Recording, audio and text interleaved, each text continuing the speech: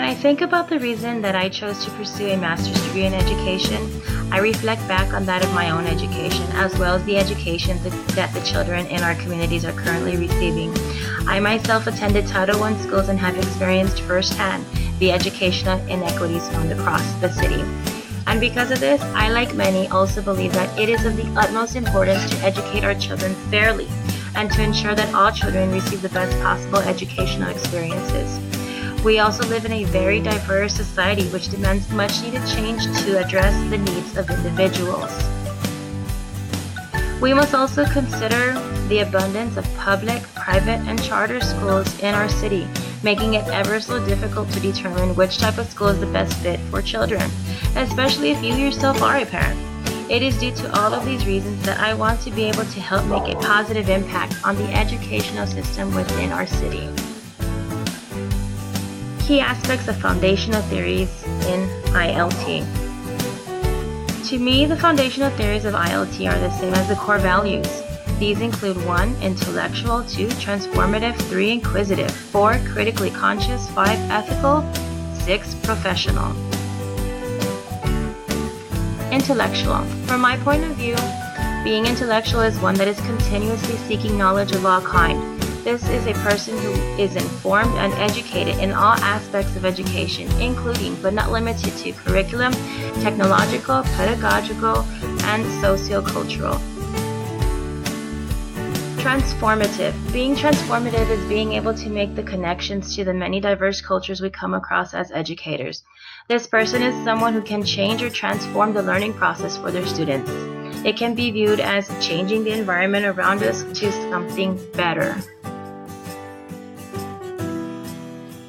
Inquisitive. An inquisitive individual takes on the challenge of questioning all that they come across, whether it be research-based or some other form. This person seeks answers to questions that others may be too afraid to ask, or just don't know how to ask. Critically conscious. A person can be critically conscious if they understand how and why our educational system has come to be what we know it as today. This person also wants to create positive change to ensure a better future not just for themselves, but for everyone else. Ethical. For me, this is plain and simple. Being ethical is doing the right thing with everyone at all times. This is a person who does not have a hidden agenda and seeks to help those in need, regardless of what may come from that help. Professional. Educators must be professional and voice their philosophical beliefs. They are professional individuals who exhibit all of the 6 core values of ILT. Each value is needed to be the interdisciplinarian that both Nisani and Moran wrote about in their own articles. Recognizing the socio-political nature of education. Finding a way to equitably educate children is a huge dilemma that not only our very own city faces, but that also our nation faces. After reading Claudia Golden's A Brief History of Education in the United States, I couldn't help but to analyze how much education in America truly has not changed. Moving on to Paulo Freire's book was also a reading that brought the sociocultural differences of education in light. Although he spoke about his experiences in his country, some of those experiences can also be seen in our very own country.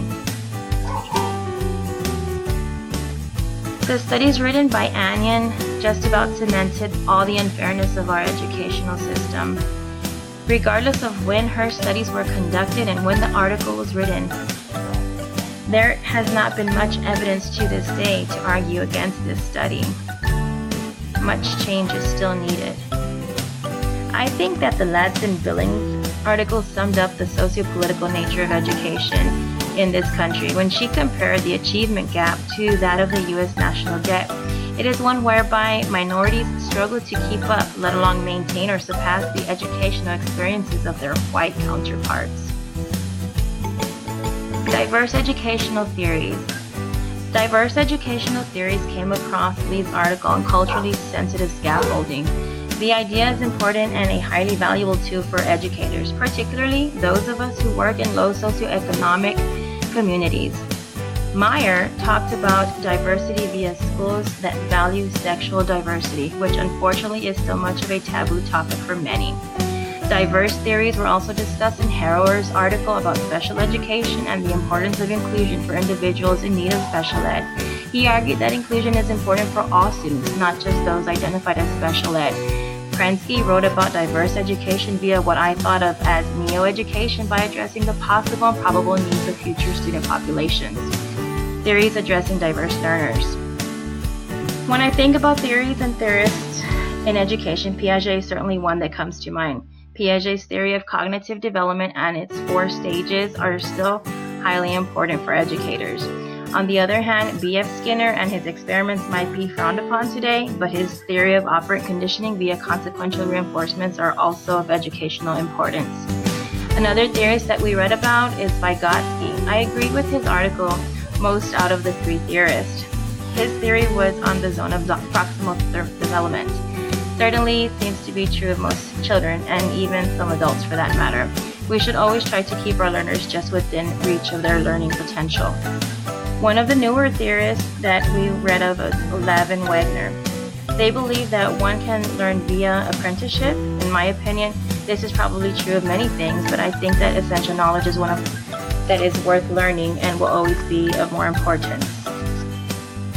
After the Levin-Wagner article, the Papert and Harrell articles on constructionism perfectly tied in the topic in this module. Learning through doing and experience is so important for many that this approach should always be a consideration for educators when preparing their lessons.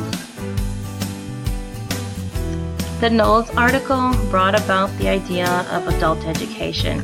Prior to this reading, I can honestly say that I had not given this idea much thought.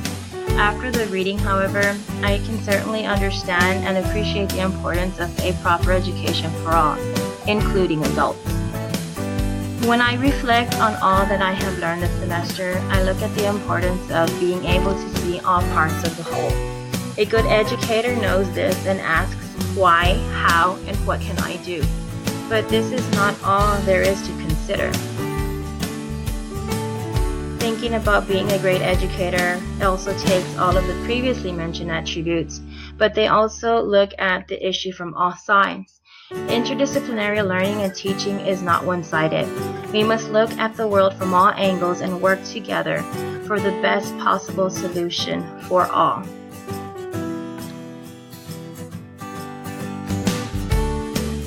My plan of action. My plan of action is clear to me.